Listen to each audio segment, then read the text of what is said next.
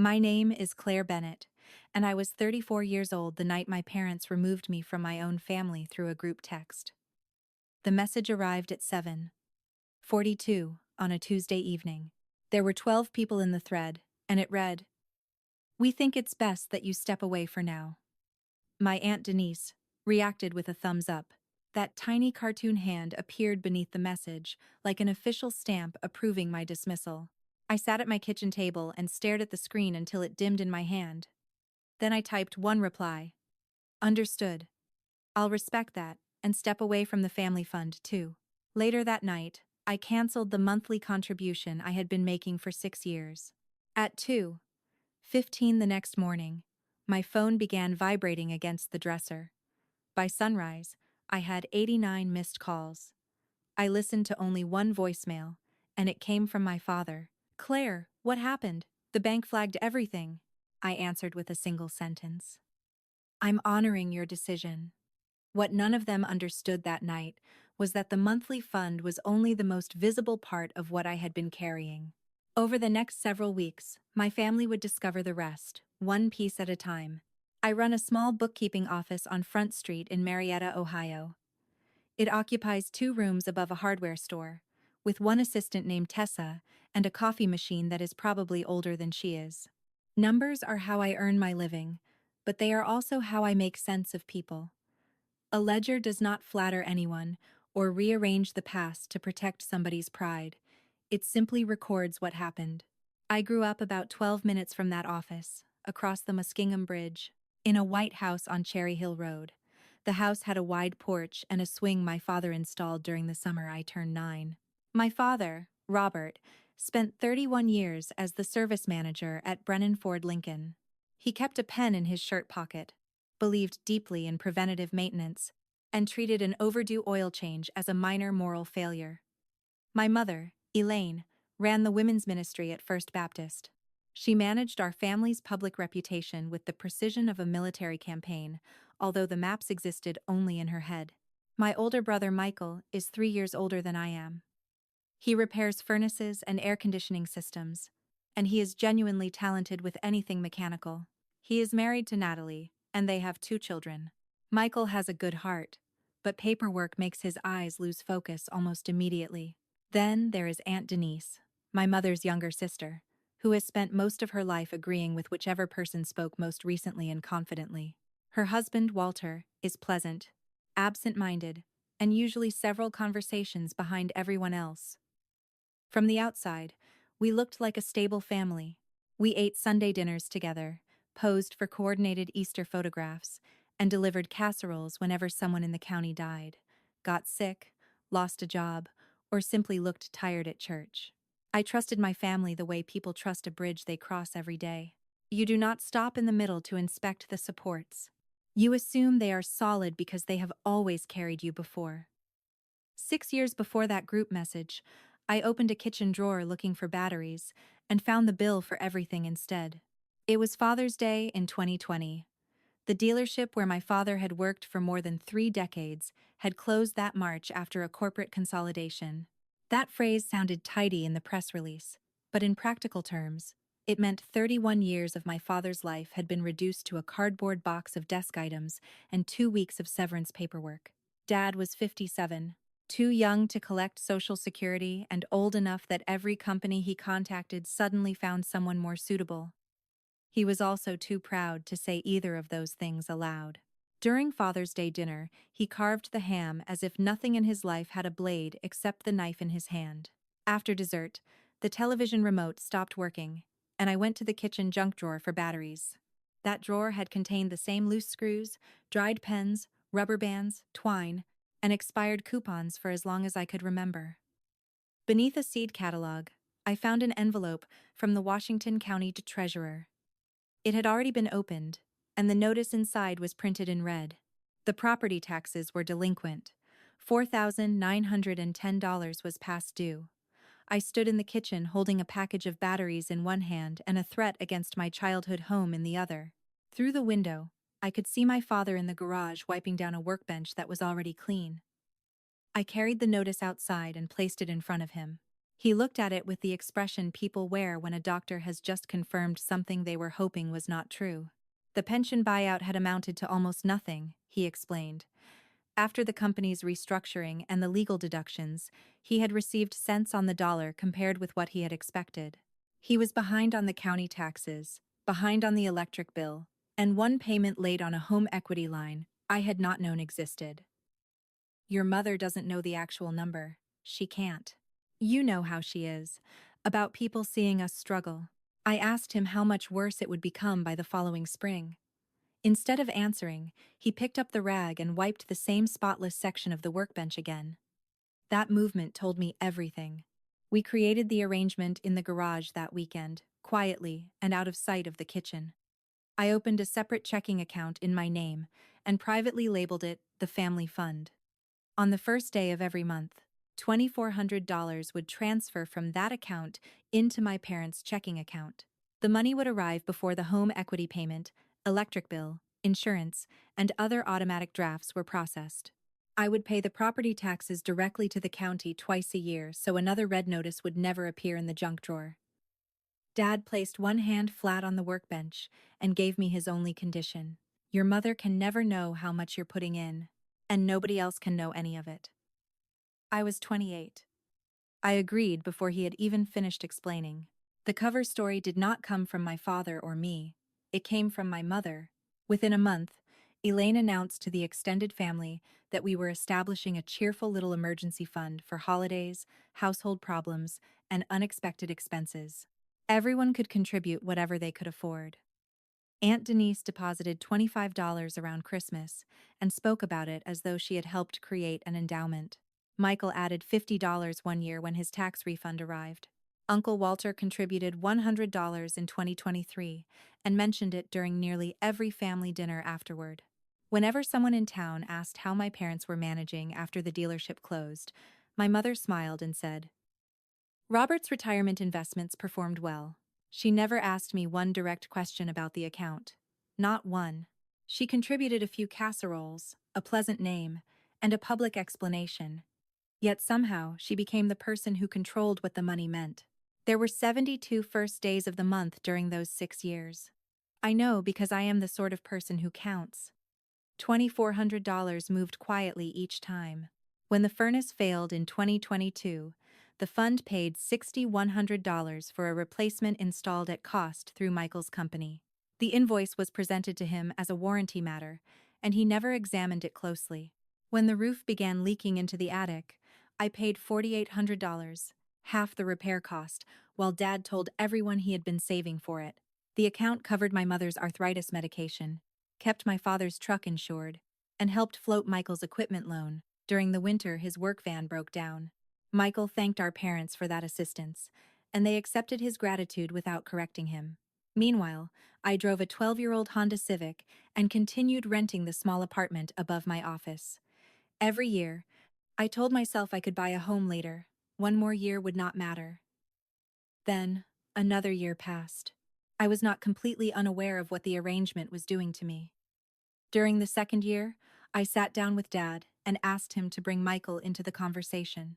We could split the responsibility, create an honest family budget, and stop pretending that everything was fine. His own mother had raised him with a deep fear of public charity after an old family disaster that I only partially understood. He told me that if I exposed the situation, he would borrow from a bank before humiliating my mother. I had already seen the offers available to a recently unemployed man with a home equity balance. Some carried interest rates near 14% and were presented with friendly smiles.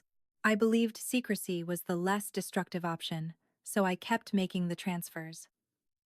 The arrangement continued for 6 years, invisible beneath every family gathering.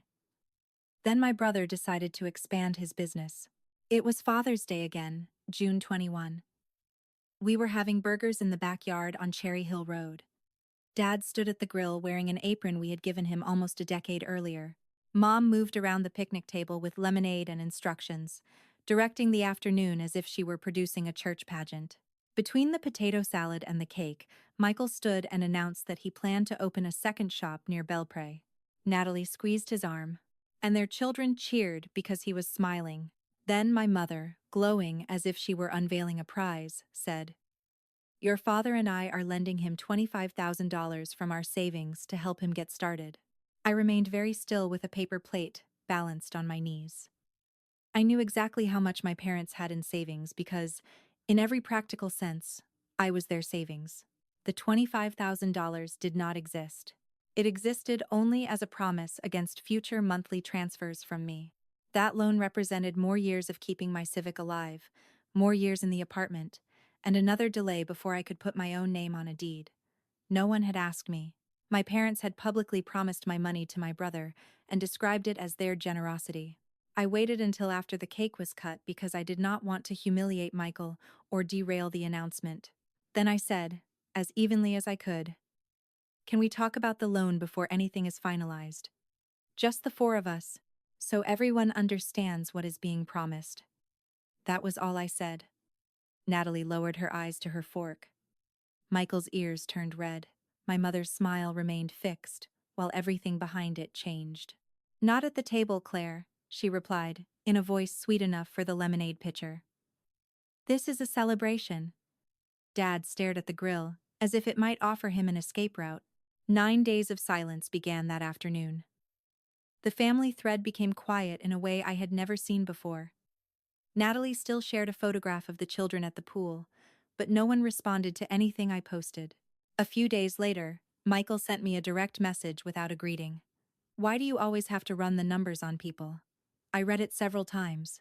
Running the numbers was the one thing I had consistently done for our family, and somehow it had become evidence against me. I did not apologize because I had not done anything wrong. I had learned that apologizing for an accurate statement only teaches people that reality is negotiable. Instead, I made a plan. I prepared 2 pages in plain language explaining where my parents stood financially, what was sustainable, what was not, and 3 possible ways the four of us could move forward. There was no blame in it. I intended to ask my parents for an hour and finally bring the arrangement into the open. I never got the chance. During that week, Aunt Denise spent several evenings in my mother's kitchen. I learned that later through one of Denise's accidental confessions. The 2 sisters sat with a speakerphone between them and discussed what kind of person I had become. On the 9th day, a Tuesday, I closed my office at 6 and went upstairs to make dinner. I was rinsing a pan when my phone lit up on the counter at 7:42. The message appeared in the family group. It had been sent from my father's phone, but the language belonged entirely to my mother. "We've been talking as a family, and we think it's best that you step away for now. We hope you'll respect that." 12 people were on the thread. My parents, Michael and Natalie, Aunt Denise and Uncle Walter. 2 cousins, their spouses. My grandmother's old landline that no one had ever removed, and me. It was the same thread we used for birthday cakes, weather warnings, school photographs, and funeral arrangements. Now it was being used to remove me from the family. I watched the message sit there. Then Aunt Denise added her thumbs-up reaction. I actually laughed. One short sound in an empty kitchen. Denise had taught my Sunday school class when I was a child. She had known me since the hospital where I was born. I set the phone down, finished washing the pan, dried my hands, and picked it up again. My reply required one draft. "Understood. I'll respect that and step away from the family fund, too." There was no paragraph about how hurt I felt and no invitation to negotiate. If the family had decided that I should leave, they could not reasonably expect to keep the part of me that paid their bills. That calculation had to work in both directions. Otherwise, it had never been a family fund. It had been an extraction system disguised as belonging. At 11 that night, I opened my laptop. The July transfer was scheduled for midnight. It would have been the 73rd payment of $2,400. I canceled it.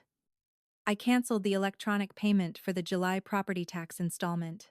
I also stopped the automatic transfer that funded my mother's pharmacy card. Each confirmation screen represented another piece of a life I had postponed. What surprised me was how steady my hands remained. When I finished, I silenced my phone and went to bed. Banks conduct much of their processing while most people are asleep. Payments post, transfers settle, and automatic systems communicate with one another in the early morning. At 2:14, my parents' account remained nearly empty because my transfer had not arrived. The home equity payment of $512 attempted to clear first and was rejected. The electric bill failed behind it. Then the insurance draft was declined. Each failure generated an alert to my father's phone because years earlier, I had been the daughter who set up those notifications for him. Insufficient funds. Payment could not be processed. One message followed another in the dark bedroom on Cherry Hill Road, where my parents had gone to sleep, believing the ground beneath them was simply ground, not their daughter holding herself perfectly still so no one would notice the effort. At 2:15, my phone began vibrating on the dresser. I opened one eye and saw my father's name. I declined the call. The phone started moving again before the screen went dark. I lay there listening to it rattle against the wood. I did not feel triumphant. I felt the way a person feels after lowering something so heavy that their arms rise involuntarily once the weight is gone. I was light, unbalanced, and slightly nauseated because my body no longer understood its own position. I turned the phone face down. It continued vibrating through the night, with the steady patience of rain against a roof. By sunrise, I had 89 missed calls, 41 from Dad, 26 from Mom, 15 from Michael, and 7 from Aunt Denise. Denise, who had approved my removal with one tap, was calling me at 4 in the morning as though we shared an emergency. The texts formed a wall of panic, many of them written in capital letters. There was only one voicemail, from my father. His voice sounded more frightened than it had on the day the dealership closed. "Claire, call me back. What happened?" The bank flagged everything. The house payment, the lights, all of it. Alerts are coming through everywhere. Your mother is beside herself. Please call. I sat on the edge of my bed in the gray morning light and played it 3 times. I was not enjoying his fear. I was checking the language. In 90 seconds of panic, his question was, "What happened?" He never asked. What did we do? The bank had supposedly flagged everything, as though the missing money were a weather event or an administrative mistake. For 6 years, the deposits had appeared so reliably that my family had begun treating them as a natural feature of the earth. There was a familiar version of me, whom they were all expecting to reappear. She would have corrected the account before breakfast, apologized for the inconvenience, and absorbed the blame for allowing reality to become visible. I typed one sentence instead. "I'm honoring your decision." Then I showered, dressed, and opened my office at 8, because regardless of what my family was doing, my clients still had payroll, invoices, and tax deadlines. Tessa took one look at my face and made the coffee stronger without asking for an explanation. I worked through the day while my phone remained silent in a desk drawer. I was not trying to punish anyone. I had stopped performing a responsibility that the family had explicitly told me I no longer belonged close enough to carry. The next morning, there was a knock at the street-level door of my building, at 7:40. My father stood outside with his cap in both hands, bending the brim back and forth as though it were a rosary. He was 63, clean-shaven, and wearing a pressed shirt. He had dressed formally to ask his daughter for something he could barely admit he needed. "Your mother doesn't know I'm here," he said. In our family, that sentence had always functioned as a kind of confession. I brought him upstairs and made coffee at my kitchen table. He looked around the apartment as if he had never truly seen it before. The second-hand couch, folding bookshelf, old window unit, and bargain store dishes were suddenly evidence. The daughter who had sent more than $180,000 toward the family lived like a graduate student. I watched an unfamiliar calculation begin behind his eyes. He tried to speak several times. He managed the words "we" and "payment," but each sentence collapsed under its own shame. I finally helped him, because 34 years of loving someone does not disappear overnight. "I know exactly what is due, Dad," I said. "I'm not doing this because I want to watch you drown." I placed a single sheet of paper in front of him. It listed every bill that had previously depended on my monthly transfer, along with the amount, due date, grace period, and contact information. It was not a threat or a ledger of what he owed me. It was a handoff. "These are yours now. You have more time than the alerts make it feel like. A late payment is survivable. Pretending it doesn't exist is what becomes expensive. Dad read the page from top to bottom twice. Then he folded it into quarters and placed it inside his shirt pocket behind the pen he had carried in the same place since the 1980s.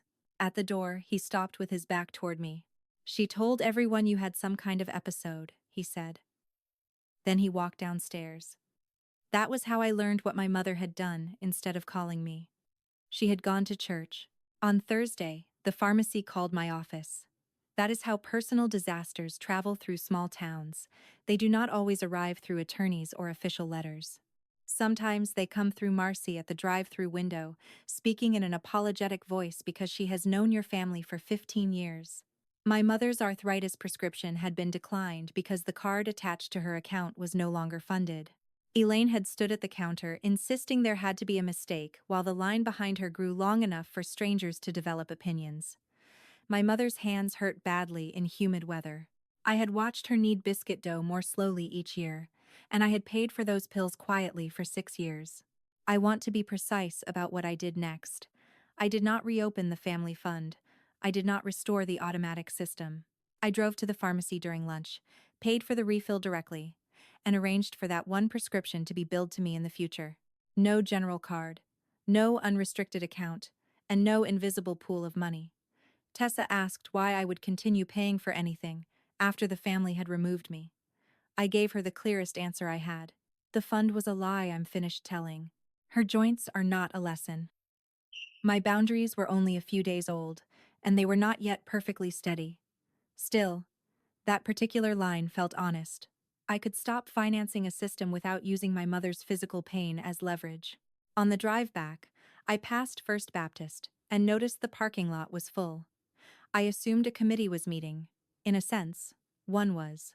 By Sunday, I had become a prayer request, although my name was not spoken from the pulpit. My mother was too skilled to make an accusation that direct. Her version traveled through the women's ministry phone tree in tones of concern. Claire was going through something. Claire had cut off the entire family. People were encouraged to pray for Elaine, who was supposedly handling the situation with remarkable strength. Sympathy began flowing toward my mother in covered dishes. Mrs. Dalton brought scalloped potatoes to Cherry Hill Road. The Parkers invited my parents to dinner. A man from church offered to repair Dad's gutters because he had heard that their ungrateful daughter had abandoned them during their retirement years. Aunt Denise left me a voicemail filled with disappointed references to scripture and family duty. I listened to that final line in my parked car and laughed until the sound became something else. 2 cousins quietly unfollowed me online. The family group remained silent. Technically, I was still on the thread, but only in the way a former resident's name sometimes remains on a mailbox. I did not post a correction. I did not publish transfer records or send screenshots to the church. Partly, that was strategic. My mother had spent 40 years shaping narratives in that town, and I was not going to defeat her by shouting across her own field. More importantly, even after being excluded, I was still protecting my father's secret. I was still holding up part of the roof with my silence. The following Monday at 5, Michael's work truck pulled up outside my office. He came upstairs with his arms folded and his jaw leading the rest of him through the doorway. "Mom says you froze the family's money," he said. "Everybody's fund, because your feelings got hurt at the cookout." Tessa found an urgent filing task in the back room. I repeated his phrase. "Everybody's fund?" "In 6 years, how much have you personally contributed?" His mouth opened, but no number came out. I watched him search his memory for the $50 at Christmas and perhaps another deposit from a tax refund. For the first time, he was calculating the size of his own participation. "That isn't the point," he said, but his voice had changed. "Michael builds and repairs structures for a living." He could hear something creaking in the story he had been given. "It is exactly the point," I answered. "I did not freeze everybody's money. I stopped contributing mine. Those are 2 different statements." He remained in the doorway, trying to reconcile them. Then he said, "Dad has acted strange about money since the dealership closed. He started paying cash for everything. He wouldn't let me quote the furnace properly in 2022, and then suddenly, the warranty supposedly covered it. He looked directly at me. I held his gaze. Warranties do not usually cover acts of daughter. Go ask your parents, I told him. Not me. It was never my secret to disclose, and I'm still not going to use it as a weapon. Michael left without slamming the door, which, for him, was a meaningful sign that he was thinking. That Sunday, I drove to Cherry Hill Road at 10:30, when I knew my parents would be at church. I did not prepare a speech because no one was there to hear it. On my key ring, between the office key and the key to my Civic, was a brass key to my parents' house. They had given it to me when I was 16. I had carried it for 18 years through every apartment, job, change, and purse. If I was expected to step away, then the door I had always been allowed to open was no longer mine. I did not want to continue holding a lie in the shape of metal. I placed the key in a plain envelope without a note and taped it to the inside of the storm door, protected from the weather by the screen. I stood on the porch for a moment before leaving. The grass was nearly 2 weeks overdue for mowing. Dad had always cut it on Saturdays. Rust was beginning to appear on the porch swing chains. His truck was missing. The old F-150 he had maintained for 20 years was not in the garage or driveway. Even the oil stain on the concrete had begun to fade because nothing new had dripped onto it. Through the kitchen window, I could see the paper wall calendar by the telephone. Every first day of the month was circled in red ink. June, July, August. All of them. The handwriting was my mother's. Elaine had never asked what I contributed. She had never acknowledged the amount or spoken my name in connection with it. Yet she had circled the exact day my money arrived every month for 6 years. She knew my rhythm by heart. She simply preferred not to name the person keeping time. The 1st of August fell on a Saturday. No one called that morning. It was the first quiet first day of the month I had experienced in 6 years, and I still woke at 6 out of habit. I made coffee and sat at the kitchen table, with my phone dark in front of me. My body seemed to be searching for a task that no longer existed. There is a strange emptiness that follows a burden carried long enough. You can miss the shape of the weight, even when you do not want it back. I finally got in my car and drove with the windows down, without any particular destination. On Putnam Street, I slowed beside a small brick house with a deep porch. A "for sale" sign leaned slightly toward the sidewalk. I parked across the street and looked at it for half an hour. At 34, I could afford that house. The painful joke was that I had been able to afford a house for years. My down payment had simply left my account in $2,400 installments, financing a family story in which I was not even acknowledged as a character. Sitting there, I finally asked myself a question I had avoided since the garage in 2020. Who was I if no one needed me? I knew how to be the reliable daughter, the quiet solution, and the invisible ground beneath everyone else. I did not know how to be a woman sitting on her own porch with her own name on the deed. That question frightened me more than the 89 missed calls. I drove home without writing down the realtor's number. I was not ready yet, but for the first time, I had allowed myself to look. That evening, Aunt Denise called. I almost let it go to voicemail, but the hour was reasonable, and something in her timing felt different. Her voice was smaller than usual. "Claire, what exactly was the family fund?" she asked. The truth had begun leaking without any help from me. With my parents visibly struggling, one of my cousins had suggested using the shared family fund to cover their bills. Denise was listed on a small account my mother had opened to support the public story. She went to the bank expecting to see 6 years of collective generosity. After subtracting my transfers, which had never passed through that account, the balance was approximately $1,300. It consisted of birthday 20s, Christmas 50s, and Uncle Walter's celebrated $100 deposit. Denise had stood in the bank lobby, looking at the balance that the entire family believed was a safety net. The number was too small to explain the roof, furnace, taxes, prescriptions, insurance, or any of the other help my parents had received. "Then what has been paying for everything?" she began to ask. She stopped before finishing because 60 years inside our family had taught her what kind of person would fill that gap and say nothing. The thumbs up she had tapped beneath my removal suddenly carried more weight.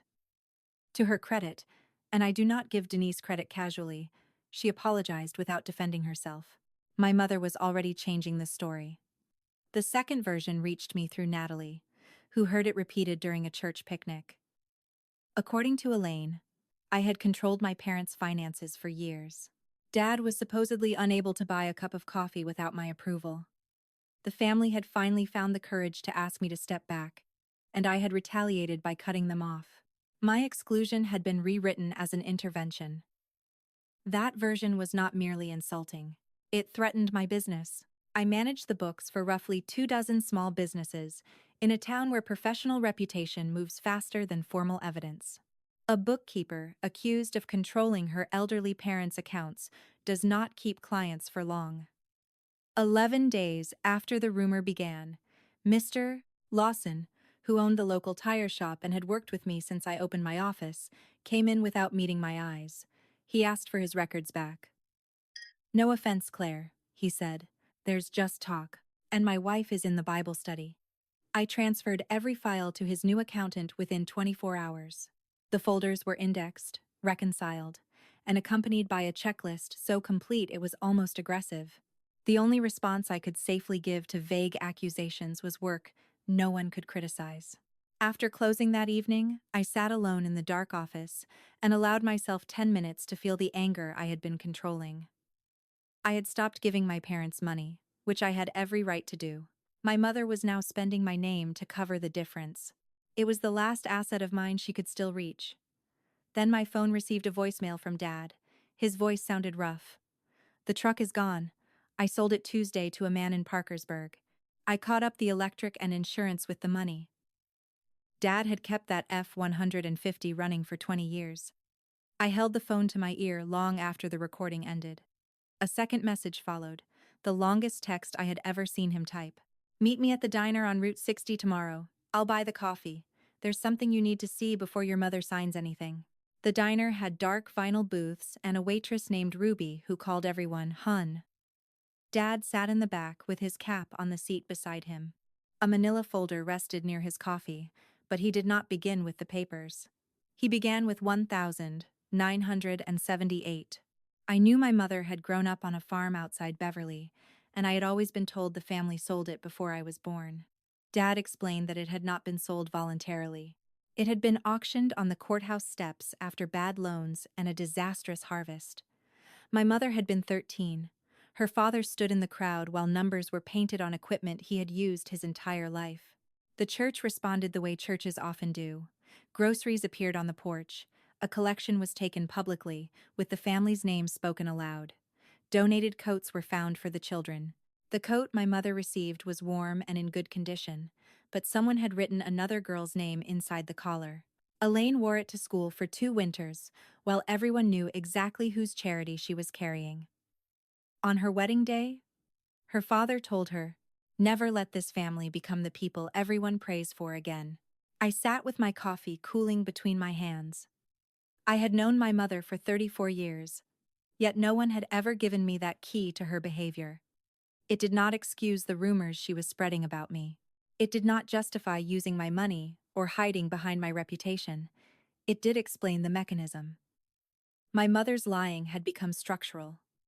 She was not merely trying to impress people. She believed public need was a form of annihilation. Remove the lie, and in her mind, the entire sky collapsed. "I'm telling you this so you understand what I'm dealing with," Dad said. She would rather drown than wave for help. Then he pushed the folder toward me, and the past temporarily gave way to a much more immediate danger. Inside was a bright yellow advertisement for a senior homeowner relief loan. Beneath it was an application completed in my mother's neat handwriting. Every section was filled out, except the 2 signature lines. I read the terms carefully. The interest rate was 13.9%. A substantial origination charge had been disguised as a processing courtesy. The introductory monthly payments appeared manageable for 2 years, after which they increased sharply. The entire loan was secured against the house, the paid-off property that represented almost everything my parents owned. It was the sort of financial product designed for frightened, proud people who would rather sign papers with strangers than tell the truth to their families. "She's heard things are catching up with us," Dad said. She thinks this way no one has to know. Not even you. I placed my palm on the application. Dad, this is not a rope. It is an anchor, painted to look like one. I know what it is. You think I don't know? But I can't give her the other thing. The other thing was the truth. It was everyone knowing. I had three possible choices. I could write another private check, restore the hidden support, and allow all of us to return to the same comfortable deception. I could remain completely uninvolved and watch my mother sign away the house. Or I could try to create a third option that required every person involved to tolerate daylight. I'm not writing checks in the dark anymore, I told him. That arrangement is finished. Dad nodded slowly. Then she'll sign this in the dark instead. I closed the folder. No. There may be another way, but it will cost all of us something. I need 1 week, and then I need everyone in the same kitchen. I contacted a housing counselor through an office near the courthouse. Miss Rivera wore reading glasses on a beaded chain and approached my parents' finances as though she were diagnosing a plumbing system. There was no judgment and no dramatic speech, only a sequence of problems that could be addressed if everyone cooperated. I laid out every figure I knew from memory. She explained that the county could place the missed tax installment on a payment plan. Once the arrangement was established, the penalties would stop expanding at the same rate. The bank that held the home equity line would probably prefer a restructuring over default proceedings because negotiation cost less than litigation. My parents had also failed to claim an owner occupancy credit on their property taxes. It would not transform their finances, but it was real money they had been leaving unclaimed. Then Miss Rivera removed her glasses and stated the most difficult part.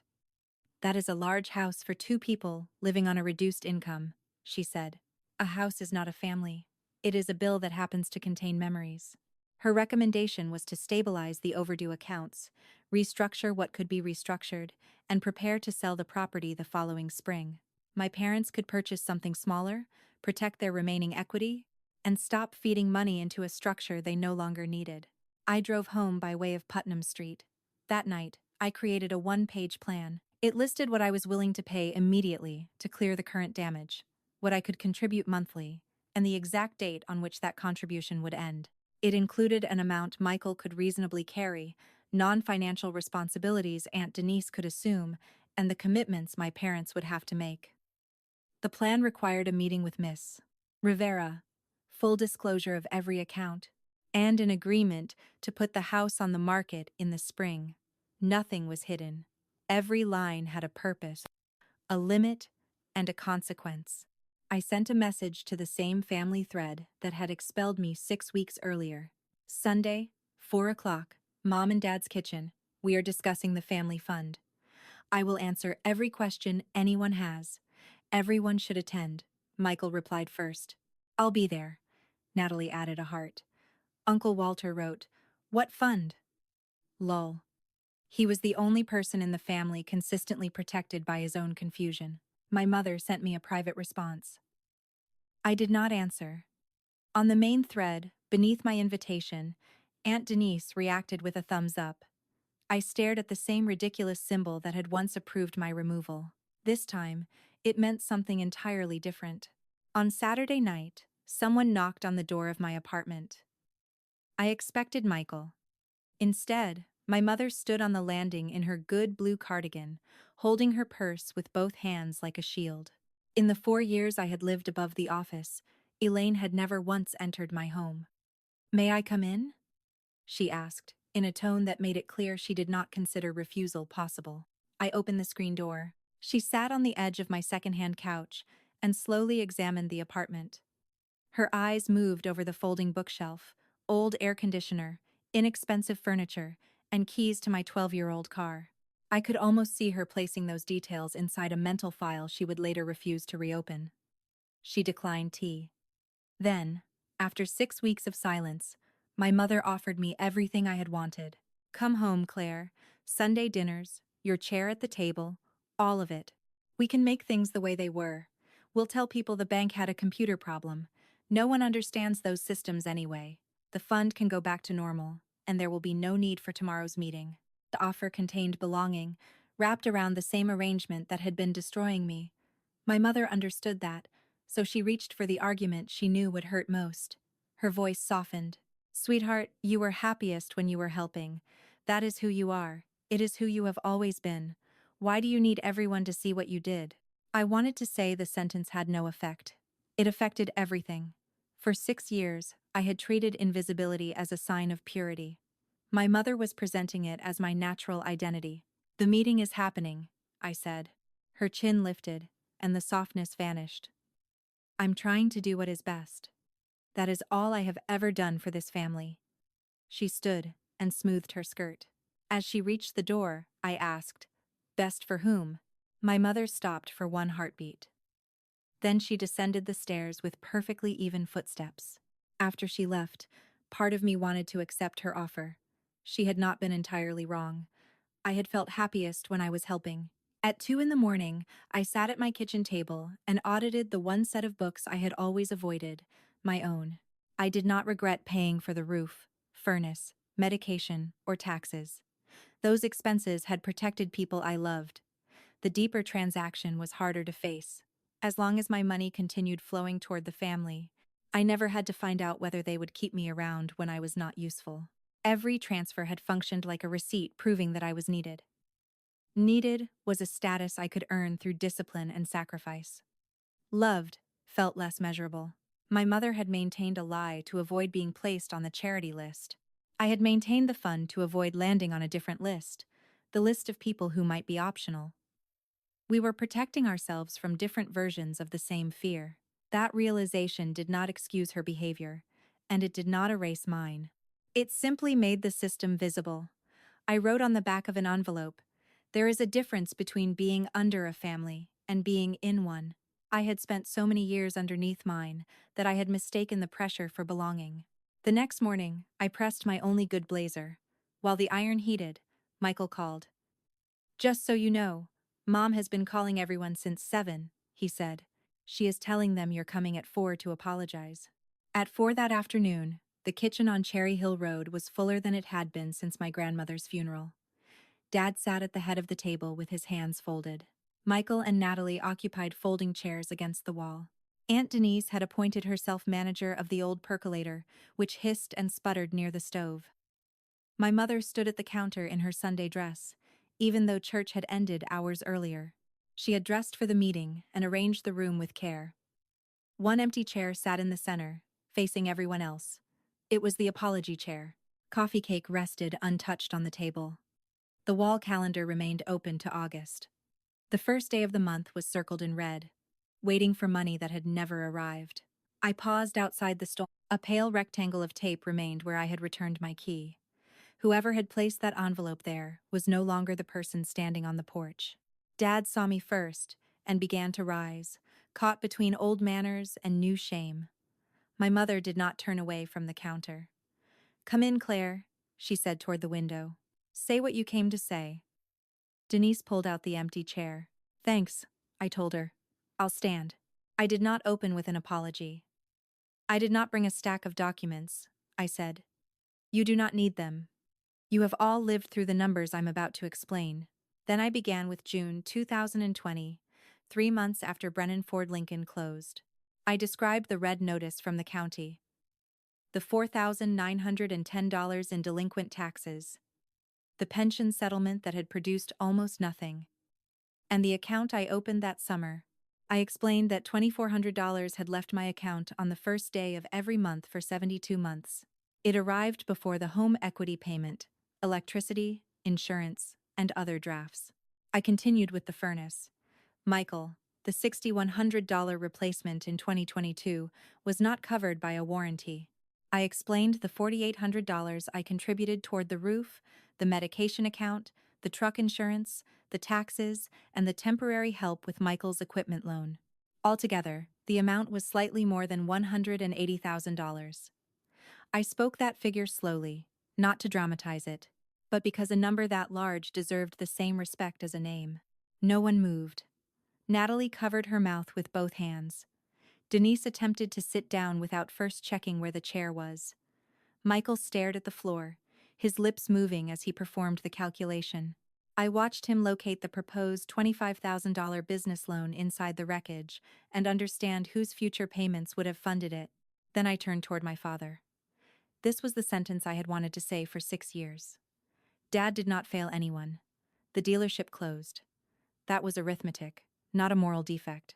None of this was a secret worth the damage required to protect it. My father looked down at the table, and his shoulders lowered slightly, as though he had finally placed a box on the floor. The percolator stopped making noise.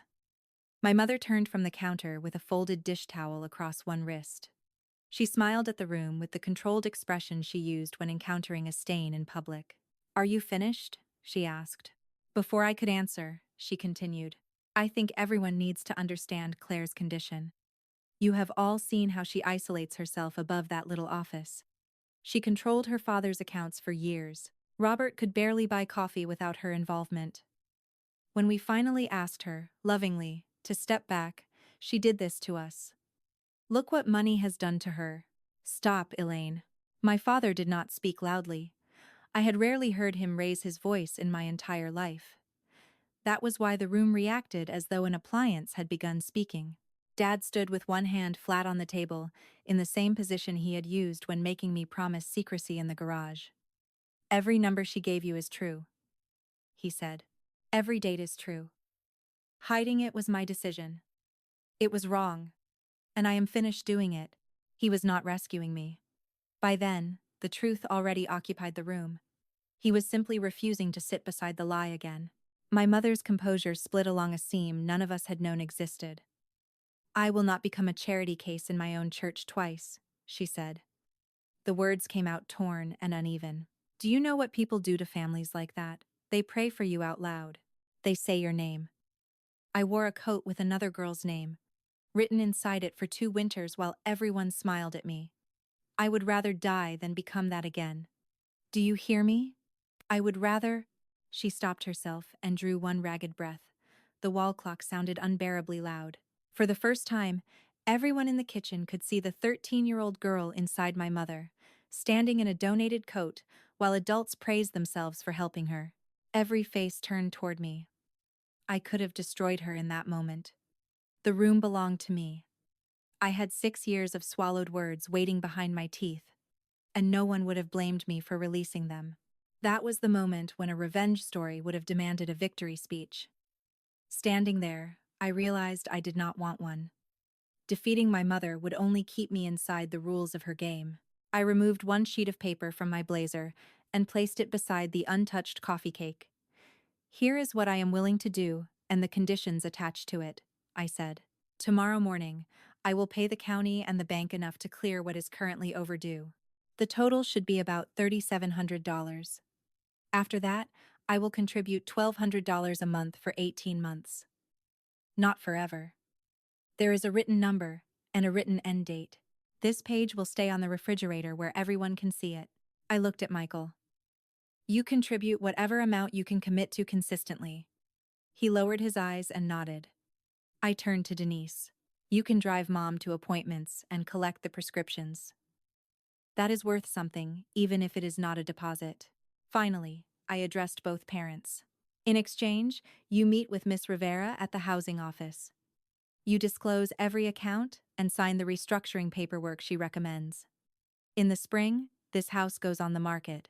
It is too expensive for 2 people on your current income, and it is consuming everything you have." My mother stared across the kitchen at me. I made the final condition as gentle as an ultimatum could be. "Everything happens in daylight, Mom, or I contribute nothing. Those are the terms. 6 years ago, I agreed to an arrangement in the dark. Tonight, I am making my own decision." For several seconds, I could not tell what my mother would do. Then she placed the dish towel on the counter, aligned its edges precisely, and walked out through the storm door into the backyard. The screen closed sharply behind her. No one in the kitchen spoke. Dad reached into his shirt pocket and removed his pen. He did not sign immediately. First, he read every line of the plan aloud. He said the overdue amount, monthly contribution, end date, counseling appointment, and spring sale in a steady voice. After 6 years of hiding every figure, my father forced himself to speak them where his family could hear. It was the bravest act of bookkeeping I had ever witnessed. Then he signed and pushed the page toward Michael. My brother wrote $200 per month, in the margin, initialed it, and said, "Forget the 25,000. I'll build the second shop later, or I won't build it." He spoke with the reluctant dignity of a man paying for someone else's tow truck, because it was plainly the decent thing to do. Aunt Denise volunteered for Tuesday appointments and pharmacy pickups. She signed beside her responsibilities and began crying over the coffee cake. "This is what's best," Dad said, tapping the paper. "The kind we can say out loud." Through the window above the sink, I could see my mother in the backyard. She was still wearing her Sunday dress, pulling dead blooms from the rose bushes with her bare fingers. Her back remained perfectly straight. I followed her outside. The late afternoon light was turning gold, and the screen door announced my arrival. She did not turn. "You made me small in front of everyone," she said to the roses. "No, Mom, the lie was small. You have been carrying it much longer than I carried the money. I only had 6 years. You have had it since you were 13. Her hand stopped over one of the stems. She still did not face me. I had not expected her to transform in the backyard.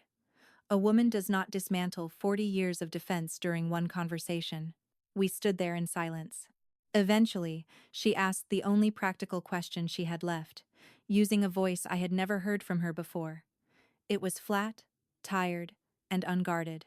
"What happens on the first of the month now?" "Breakfast," I said. "If you want to come." The roses shifted in the breeze. "Your father likes the diner on Route 60, she replied without looking at me. It was not surrender, but from my mother. It was an address. The house on Cherry Hill Road went on the market the following spring and sold in May for $212,000. A young family bought it and had a swing set waiting on a rented trailer before the closing papers were dry. The home equity balance was paid at closing. After the accounts were settled and my parents moved, they had approximately $150,000 of breathing room and a two-bedroom patio home, 4 blocks from First Baptist. Its yard is roughly the size of a dining table, and my father has declared a personal war against the single hedge. My mother told the church they had downsized to simplify their lives. Everyone knows there was more to it. Everyone nods and allows her that wording. "Mrs. Dalton still brings scalloped potatoes, but now they are friendship potatoes rather than pity potatoes." In a small town, people understand the distinction. The signed plan hangs on the refrigerator in the patio home. It has my father's signature, Michael's initials, my contribution schedule, and a separate column Aunt Denise added for appointments and errands. Everything remains visible, leaving no dark corner where a new version of the story can grow. By the 9th month, Dad was able to cover more of his own expenses, so my line dropped from $1,200 to $900. He circled that first day of the month himself in black ink instead of red. We began meeting for breakfast at the diner on the first Saturday of each month. Dad pays for the coffee with cash he counts carefully from a worn envelope. I let him because allowing him to contribute is part of the point. My mother joined us for the first time in June. She sat at the edge of the booth the way she had once sat on my couch, ordered tea, and corrected no one's posture. When Ruby called her, "Hun," something in my mother's face almost accepted the tenderness. "We do not discuss the kitchen meeting. We may never discuss it directly. Some accounts remain open even after the balance changes. Our relationship is not magically repaired. My mother still edits uncomfortable truths before presenting them to the world. Dad still needs reminders not to hide bills that embarrass him. Michael now asks more questions before accepting a financial explanation, and Aunt Denise has become noticeably cautious with the thumbs-up reaction. We are not a transformed family. We are a family with the lights turned on, which is less dramatic and much more useful. In March, I purchased the brick house on Putnam Street. It had the deep porch, the leaning sign, and enough room for an office that did not share a wall with my bedroom. My name went on the deed when I was 35. Dad came to see it after closing. Before he left, he handed me a newly cut key to the patio home. No one had asked him to make it. The metal was still bright from the machine. That key now rests in my kitchen drawer. It is not an obligation or evidence that I am expected to arrive with money whenever something breaks. It is an invitation. I understand the difference because I spent 6 years paying not to learn it. The original family fund is closed. So is the cheerful public account that contained $1,300 and 6 years of collective imagination. What my family discovered after removing me was not only the amount I had contributed, they found every task I had handled without acknowledgement, every future I had postponed, and every part of myself that became available once I stopped using usefulness as proof of love. On the first day of the month, my phone no longer rings before sunrise. Most mornings, I drink coffee on my own porch and let the quiet exist without trying to balance it for anyone. After enough years working with ledgers, you learn that a clean, unexplained silence is one of the rarest entries. A family that can stand only while one person remains trapped underneath it is not a home. It is a weight. A real family is something you can stand inside even on the days when your hands are empty. My story began with one group message, one thumbs up, 89 missed calls, and a key I returned because I thought the door had closed. It ended with another key, offered freely, after everyone finally learned that love spoken in daylight does not require a secret account.